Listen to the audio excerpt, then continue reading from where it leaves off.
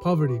It's a word we all know, yet it carries the weight that is difficult to fully grasp unless we've lived it. For some, poverty feels distant, like it's a problem that happens somewhere else, to someone else. But the truth is, poverty teaches us all. Woven into the fabric of our societies, our systems, and even our personal choices.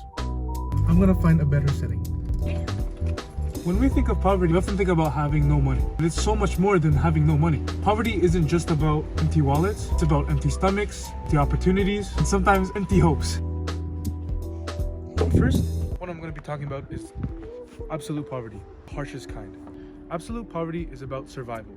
It's when people lack the basic necessities of life: clean water, food, shelter, and healthcare. Imagine waking up one morning and you cannot be able to eat that day, or watching a loved one suffer because you can't afford medicine.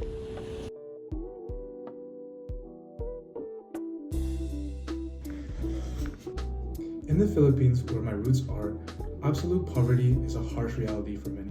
Families live in cramped spaces, even with no electricity and no running water. Some people can't even go to school because they have to work and help their family survive.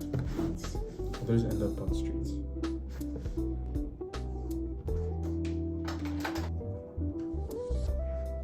This brings me to one of my heroes, Manny Pacquiao. He grew up in absolute poverty before he became a world champion boxer, a millionaire. He shared stories about how he sold bread on the streets to help his family as a child. At one point, he had to sleep in cardboard boxes because he had no home. Manny's rise from poverty to international stardom is incredible, but it is also bittersweet. For example, there are many other Manny Pacquiaos out there who didn't get the chance and still there in the streets, on the cardboard, selling bread, and who didn't get the chance to live out their dream. Manny now uses his wealth to give back to those who are still struggling. It's a reminder, while important, that charity isn't enough to fix systematic issues that caused poverty in the first place. But then there's relative poverty, which isn't about survival, but about inequality. Relative poverty happens when someone has less than what is considered normal in today's society. Even in wealthy countries like Canada, relative poverty still exists. It's like when families who can't afford things take for granted, like internet, healthy food, and even school.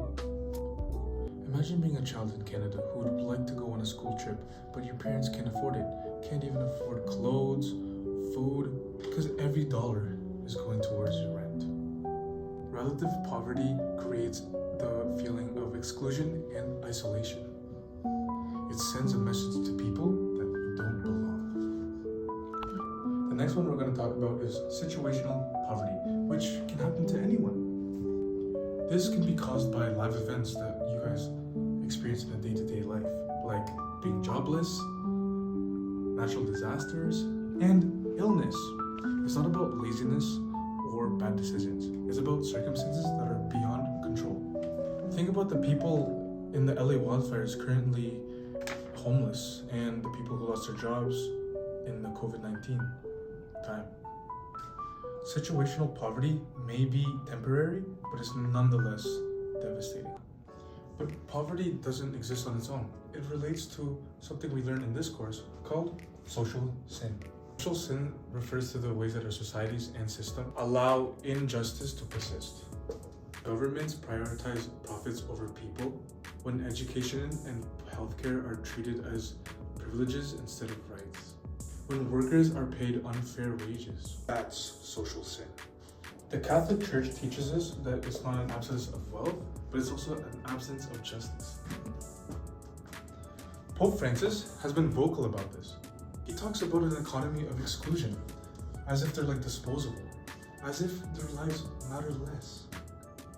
As Catholics, we're here to fight against these structures that keep people inside of these poverties. Just think about it this way. What if someone falls into the river? Of course, we're going to try to save them.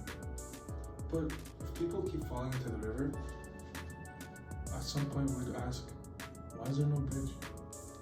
Why is there no fence to stop them from falling in the first place? That's what social sin is. It's a system where it allows people to fall again and again and again. The church reminds us of the concept of structural poverty. When entire systems like economic, social, and political are designed in ways to keep people trapped. Think about it like this. There's people who work full-time at some places who still can't afford rent. Or some communities lack access to schools and good health care. This isn't an accident. These are the result of the choices of people who are in power. What's even more heartbreaking is that poverty robs people of their own human dignity. Everyone is created in the image of God, and everyone deserves love, respect, and the chance to live in a fulfilling life. Poverty strips that away. It tells people you don't matter, but as Catholics, they cannot accept that. But what can we do? It's easy to feel overwhelmed over the scale of poverty. But after all, it isn't something we can fix overnight. The church teaches, even with small actions, with great love, it can give us big differences. Charities is one way we could help, whether it's donating to food banks, volunteering at shelters, or even stuff that happens in our own school to give our donations to. But we can't stop at charity. We have to go deeper. We have to address the roots of poverty itself. That means challenging the systems that create inequality. It means voting for leaders that care about social justice. In this course, we have talked about the importance of solidarity. Standing with the poor, not as saviors, but as equals. Solidarity means that their struggles is also our struggles, because we are all part of one human family. In closing this monologue, I want to leave you with a challenge. The next time you think about the word poverty, I want you to think about it as our problem. Don't dismiss it as too big to solve. You can ask yourself, what can I do? How can I be part of the solution? This is why the problem of poverty is not inevitable, and we're going to find different ways and steps to go towards this problem and resolve it. It is the result of choices made by individuals and different societies and different systems. And if poverty is a choice, we can also think about justice being a choice as well. Let us choose justice. Let us choose compassion. Let us choose every person, no matter what the circumstances, as a child of God, worthy of dignity.